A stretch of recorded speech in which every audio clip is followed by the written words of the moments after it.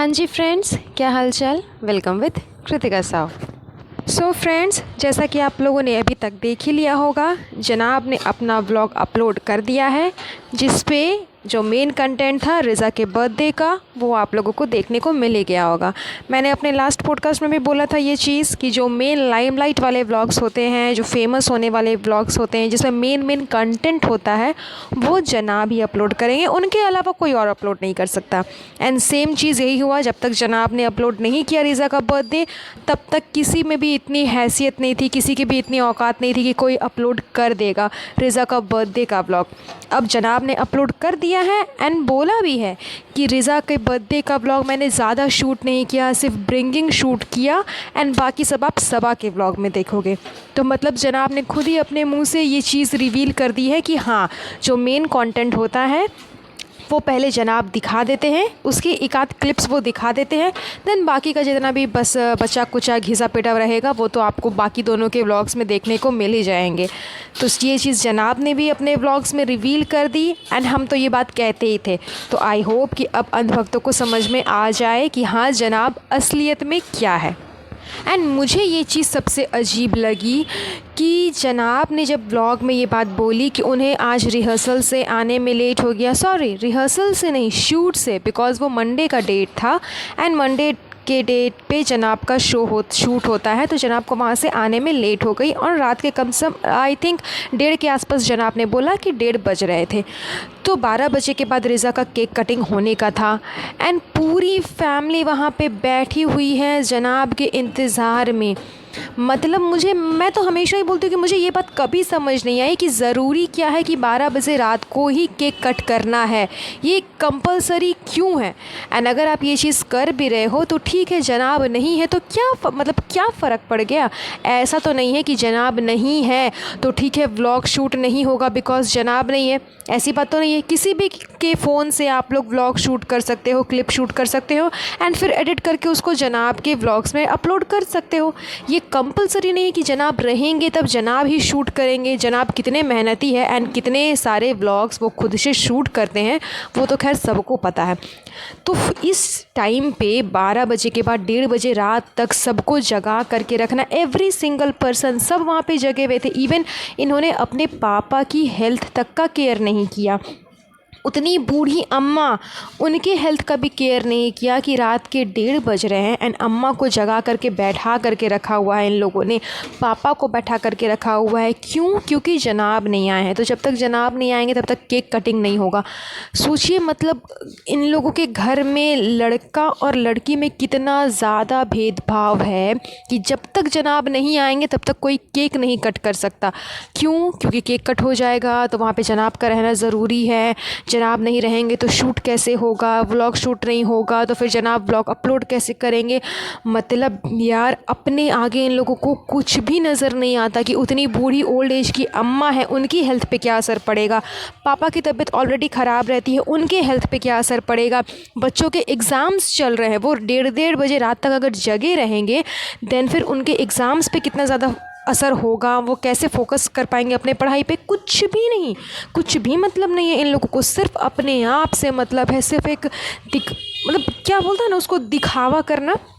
वो दिखावा करना है कि हम 12 बजे के बाद हम लोग कंपलसरी केक कट करते हैं एंड मेरी बहुत इम्पोर्टेंस है मेरे घर में, मेरे घर का सब कुछ जो है वो मैं ही हूँ। मैं ये नहीं कहती कि हाँ आप नहीं हो, हर घर पे घर का जो बेटा होता है वो ही सब कुछ होता है, उसी के ऊपर सारी रिस्पॉन्सिबिलिटीज़ होती है।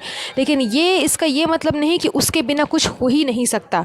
उसके ऊपर रिस्पॉन्सिबिलिटीज़ है, उसे निभानी है, वो अच्छी बात है, लेकिन उसके बिना कुछ भी नहीं होगा, ऐसा नहीं होता।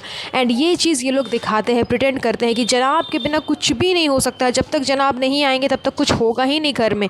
वहाँ पे जनाब को मतलब ये चीज़ दिखाते दिखाते जनाब को एक चीज़ इसमें अटपटी लग गई कि इनके बिना लोगों ने खाना खा लिया। एंड इस चीज़ को भी जनाब ने अपने व्लॉग में प्रॉपर वे में दिखाया। मतलब वहाँ डाइनिंग टेबल पे सब रखा हुआ है खाने का सामान, एंड खाने का सामान नहीं रखा हुआ, खाने के बाद जो फालतू के बॉक्स पड़े थे वो सब रखे हुए थे, उसको जनाब ने पहले शूट किया। देन फिर जनाब ने प्रॉपर वे में बताया कि मैंने बोला था कि डोमिनोज से पिज़्ज़ा मंगा लेते, वेज मंगा लेते, ऐसा मंगा लेते, वैसा मंगा लेते, एंड मुझे ये लोग बोल रहे हैं कि हम लोग तो खा चुके हैं। मतलब उनको इस चीज़ से भी बुरा लग रहा है कि मेरे बिना इन लोगों ने खाया क्यों। मतलब उन्हें इस बात से इतना इफ़ेक्ट कर रहा है कि उन्होंने इसके ऊपर प्रॉपर वीडियो शूट कर करके अपने व्लॉग में डाला कि देखो ये लोग मेरे बिना ही यहाँ पर खा लिए हैं। सोचिए ये इंसान अपने आप को कितना महान और कितना काबिल समझता है। तो खैर ये तो सारी बात हो गई जनाब की। यहाँ पे मुझे रिज़ा के बारे में भी एक बात करनी है कि जब रिज़ा ने बर्थडे का केक कट किया, देन वहाँ पे सारी लेडीज़ मौजूद थी एंड थोड़ी देर के बाद वहाँ पे सबा भी आ गई। केक कट हो जाने के बाद रिज़ा ने केक कट करने के बाद वो 5 मिनट तक वहाँ पे सोच रही है कि मैं सबसे पहले केक किसे खिलाऊं, क्योंकि जनाब जो है ना वो एकदम रिज़ा के सामने खड़े थे एंड खड़े होकर के वो व्लॉग शूट कर रहे थे। एंड मैडम साहिबा एकदम कॉर्नर में खड़ी है एक साइड पे एंड चबूतरा एकदम कॉर्नर में दूसरे साइड पे खड़ी है। तो बेचारी रिज़ा केक खिलाएगी तो किसे खिलाएगी, बिकॉज़ घर में जो मेन लोग हैं वो तो यही 3 लोग हैं। अब उसके बगल में थी उसकी मम्मी जो कि उसके लाइफ में सबसे ज़्यादा स्पेशल है, लेकिन रिज़ा ने उन्हें बिल्कुल भी सबसे पहले केक नहीं खिलाया। वो केक कट कर कर के सोच रही है कि मैं किसे खिलाऊं, क्या करूं, किसे दूं, नहीं दूं। एंड फिर थोड़ी देर के बाद वहाँ पर एक कट हुआ एंड फिर जनाब ने दोबारा से जब शूट किया तो वहाँ पे देखने को ये मिला कि रिज़ा जो है वो नानी को केक खिला रही है, मतलब कि अपनी मम्मी की मम्मी को उन्हें वो केक खिला रही है। एंड फिर वहाँ पर एक कट हो गया एंड जनाब ने उस कट के बाद तुरंत से फिर खाने का बात स्टार्ट कर दिया, जो कि मैंने बताया कि जनाब ने सोचा कि मेरे आने के बाद सब खाएगा, लेकिन सब कोई पहले ही खा चुके थे। तो वहाँ पे फिर वो खाने का शूट स्टार्ट हो गया। मतलब सोचिए वो लड़की नॉर्मल डे में तो अपनी मम्मी की इंसल्ट करती ही करती है, उनकी बिल्कुल भी इज़्ज़त नहीं करती, लेकिन जब उसका बर्थडे है, इतना स्पेशल डे, जिस इंसान की वजह से वो इस दुनिया में आई है, उसे ये मतलब सोचने पे भी उसे वो मजबूर हो रही है, वो ये सोच रही है कि मैं सबसे पहले केक किसे खिलाऊं। वो भी अगर उसकी माँ उससे कोसों दूर रहती तो कि हाँ चलो बगल में जो है पहले उसे खिला देते हैं, माँ तो उधर है तो फिर उसे खिलाऊंगी, वो भी बात नहीं थी। उसकी माँ उसके बगल में ही खड़ी है, लेकिन फिर भी उसने अपनी मॉम को केक नहीं खिला करके बल्कि किसी और को जा कर के खिलाया। मैं ये बात नहीं बोल रही कि नानी को केक खिलाया तो वो तुमने गलत किया, नहीं, वो घर की बड़ी है, ठीक है, तुमने उन्हें केक खिलाया, लेकिन तुम्हारे बगल में तुम्हारी माँ खड़ी थी। एक बच्चे के लिए सबसे ज़्यादा इम्पॉर्टेंट उसके पेरेंट्स होते हैं। पेरेंट्स से बड़ा इस दुनिया में और कोई नहीं होता, पेरेंट्स से ज़्यादा इम्पोर्टेंट इस दुनिया में और कोई नहीं होता, बिकॉज़ पेरेंट्स ही हैं, माँ और पिता ही हैं जो कि अपने बच्चे के लिए अच्छा सोचते हैं। ये सोचते हैं कि उनका बच्चा तरक्की करे, उनका बच्चा गलत रास्ते पे ना जाए, उनके बच्चे को किसी तरह की कोई तकलीफ़ ना हो। बस इसीलिए उस माँ ने अपने दिल पे पत्थर रख करके अपने दोनों बच्चों को अपने से इतना दूर भेजा ताकि उनके बच्चे का भविष्य सुधर सके, उनका फ्यूचर अच्छा हो सके। बिकॉज़ मौदा के कंपैरिजन में मुंबई की पढ़ाई कैसी है वो सबको पता है कि मुंबई में ज़्यादा एजुकेटेड आप बोल सकते हो या फिर ज़्यादा एक्सपीरियंस लोग रहते हैं, या फिर वहाँ की पढ़ाई मौदा के कंपैरिजन में बहुत ज़्यादा अच्छा है।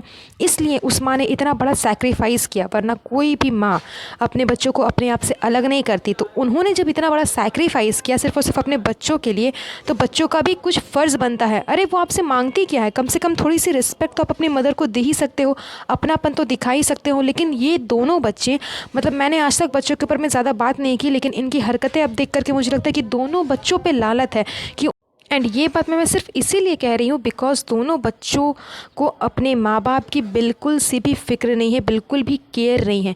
आपकी माँ आपके बगल में खड़ी थी, लेकिन फिर भी आप उन्हें केक खिलाने से पहले 1000 बार सोच रहे हो। तो सोचिए इस बच्चे की दिमाग में अपने माँ के प्रति कितनी गंदगी भरी होगी। बस छोड़िए, आज का ये पॉडकास्ट मैं यहीं पर एंड कर देती हूँ। मिलती हूँ आप लोगों से नेक्स्ट पॉडकास्ट पे। प्लीज़ आप लोग कमेंट करिएगा ज़रूर, ताकि रिज़ा को अपनी गलती का एहसास हो एंड वो ये चीज़ दोबारा से रिपीट ना करे। आप प्लीज़ जाकर के जनाब के ब्लॉग्स में कमेंट करिएगा। चलिए बस ये पॉडकास्ट यहीं पर एंड करते हैं। वेल गाइस, आप लोग मुझे कमेंट करके ज़रूर बताइएगा कि आपको ये रिएक्शन वीडियो और पॉडकास्ट कैसा लगा, एंड मेक श्योर चैनल को सब्सक्राइब करके बेल आइकन हिट करिएगा एंड वीडियो को लाइक एंड शेयर तो ज़रूर कर दीजिएगा। तब तक के लिए अपना ध्यान रखिए। Have a nice